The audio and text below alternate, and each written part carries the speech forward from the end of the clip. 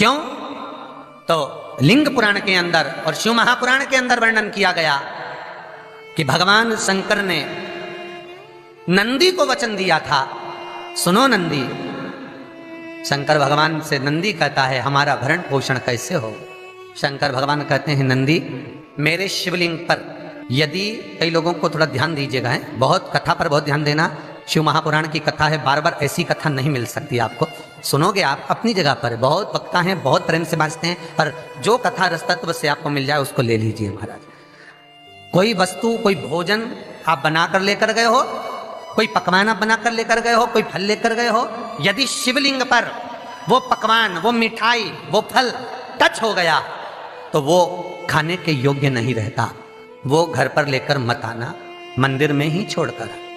यदि भोजन, पकवान, मिठाई, शिवलिंग यहां पर है और भोजन का भोग तुमने इतनी दूर से लगाया है, फल इतनी दूर रखा है, वो शिवलिंग पर टच नहीं करा गया है, तो उस प्रसाद को, उस फल को आप पा सकते हो, उसको खा सकते हो। पर जो शिवलिंग पर टच हो गया फिर वो केवल नंदी, श्रृंगी, भृंगी, प्रेतों का, भूतों का, आहूतों का भाग होता है। प्रेत, भूत, आहूतों का, वो फिर खाने योग्य नहीं है। हाँ, यदि नर्मदेश्वर महादेव हैं, नर्मदा जी के जल से कोई शिवलिंग प्रकट हुआ है, नर्मदा जी के जल से, कोई कंकर से, नर्मदा के जल से अगर कोई शिवलिंग प्रकट हुआ है, उस शिवलिंग की स्थापना कहीं पर है या आपके घर में है, तो उसको कुछ भी टच हो जाए वो पा सकते हो, पर बाकी के शिवलिंग को स्पर्श किया हुआ नहीं पा सकते। केवल एक नर्मदेश्वर महादेव नर्मदा के जल से प्रकट हुए। कई लोग पूछते हैं ये सांप है कौन, ये सर्प है कौन, तो उसको बताओ ये भगवान शंकर के गले में जो एक सांप पड़ा हुआ है ये भगवान विष्णु हैं। और शंकर भगवान के सिर पर जो जटा में सांप दिखता है, वो हाथ में सांप बंधे रहते हैं, वो दो हाथों में, कमर पर, सिर पर, केशों पर जो सांप 5 नजर आते हैं वो, तो बताओ ये शंकर भगवान की 5 लड़कियां हैं, जया, विषहरा, शामली बारी, दो तली और देव। ये 5 लड़कियां भगवान शंकर के इर्द गिर्द घूमती हैं, आस पास भ्रमण करती हैं, सभी ये शिव की बेटियां भगवान शंकर के साथ भ्रमण करती हैं। 5 जया, विषहरा, शामली बारी, दो तली और देव, ये जो 5 पुत्रियां थी शंकर भगवान की, ये वासुकी को दी गई थी महाराज, क्योंकि ये सर्प की योनि में थी, इसलिए ये वासुकी नाग को प्रदान करी गई थी। वासुकी नाग कौन सा? जिसने मंथन कराया। वासुकी नाग कौन सा? जिसके फण पर पूर्ण पृथ्वी विराजमान है। वासुकी नाग कौन सा? जो निरंतर देवताओं के हित के लिए कार्य करता रहता। एक पान के पत्ते के ऊपर, मात्र पान जानते हो, वो खाने वाला जो पान करता है उसका पत्ता, पान के पत्ते के ऊपर जो चंदन से शंकर के नाम, पार्वती का नाम और ब्रह्माणी सरस्वती का नाम लेकर शिव को समर्पित कर दे महाराज, उसकी भी तिथि बताइए, बड़ी सुंदर है। जब रवि का पुष्य योग पड़े, रवि पुष्य नक्षत्र हो, रवि का पुष्य योग पड़े, उस समय पान के पत्ते पर चंदन से शंकर, पार्वती और सरस्वती का स्मरण कर कर जो शिवलिंग के ऊपर उस पान के पत्ते को चढ़ाकर 5 बेलपत्र, 3 समी पत्र समर्पित कर देते हैं, उस बच्चे से चढ़वा देते हैं, वो बच्चा कभी पढ़ने में कमजोर नहीं होता, विद्या में बढ़ता ही बढ़ता है। पलटकर माँ बाप को देखना ही नहीं पड़ेगा, बच्चे को कभी भी माँ को कहना ही नहीं पड़ेगा कि पढ़ने बैठ, वो खुद पढ़ेगा, रुचि से पढ़ेगा। 5 बेलपत्र, 3 समी पत्र समर्पित कर दें, भगवान शंकर का स्मरण करें और उस बच्चे को प्रणाम करवा कर वापिस लेकर आए, बच्चा विद्या में प्रबल होता है, विद्या प्रखर। भगवान शिव देने वाला है, सरस्वती को स्वर बोले। शिव महापुराण की कथा, लिंग पुराण की कथा, विष्णु पुराण की कथा, पद्म पुराण की कथा कहती है कि किसी वृक्ष के नीचे, जिन वृक्षों का गुणगान हमारे शास्त्र करते हैं, जिन वृक्षों का गुणगान हमारी पुराणे करती हैं, उन वृक्ष के नीचे अगर एक मंत्र का मन का भी फेरा जाए तो उसका पुण्य हजारों गुना प्राप्त हो जाता है, आप रूप प्राप्त होता है अपने आप जिस पुण्य को करना चाहे। मेरा बहुत निवेदन है महाराज, बहुत प्रयास करा करो, प्रयास करना।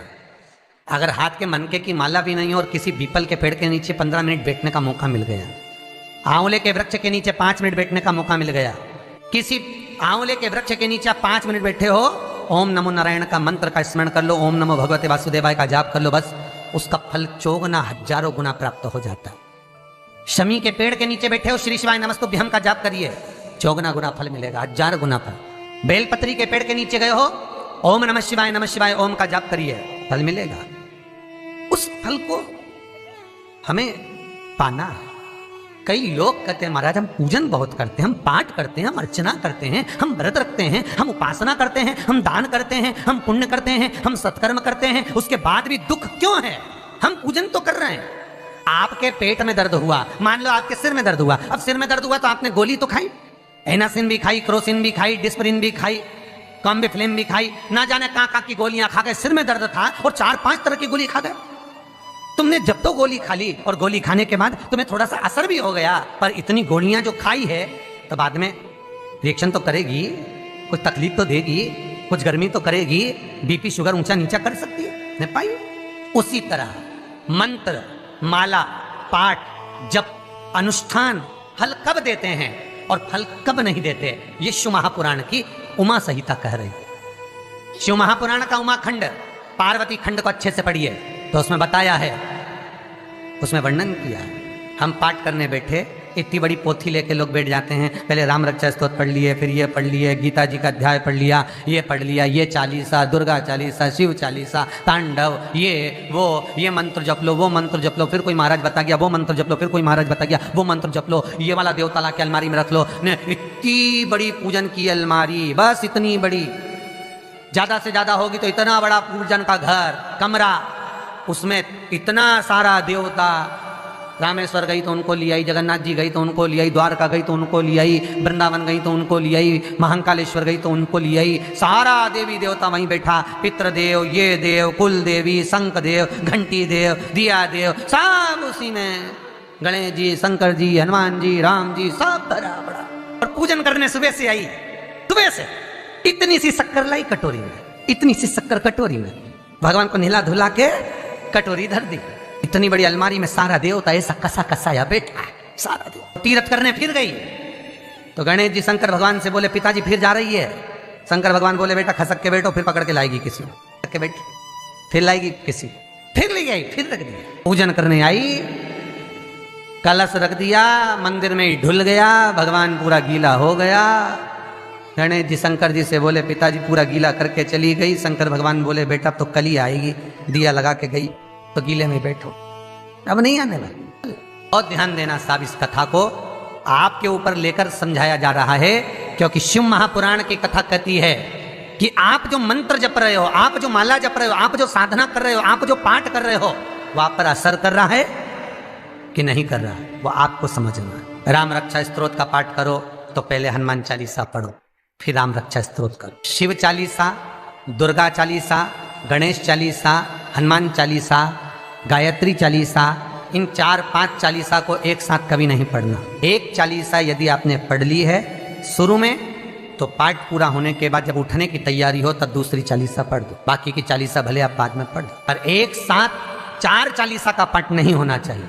पाठ करने बैठे हो, किसी एक मंत्र की माला जप रहे हो, ओम नमः भगवते वासुदेवाय जपा, या शंकर जी का मंत्र जपा, या गुरु का मंत्र जपा, या ये मंत्र जपा, या वो मंत्र जपा, उस मंत्र को जपने में बीच में कुछ गैप होना चाहिए। एक साथ रट्टा मार पे ओम नमः भगवते, ओम नमः भगवते, श्रीमनारायण श्रीमनारायण, ओम नमः शिवाय, ओम नमः शिवाय, फिर ये जप लो वो जप लो, पूरा पाठ सपाट सब खलास, बहुत श्रेष्ठ।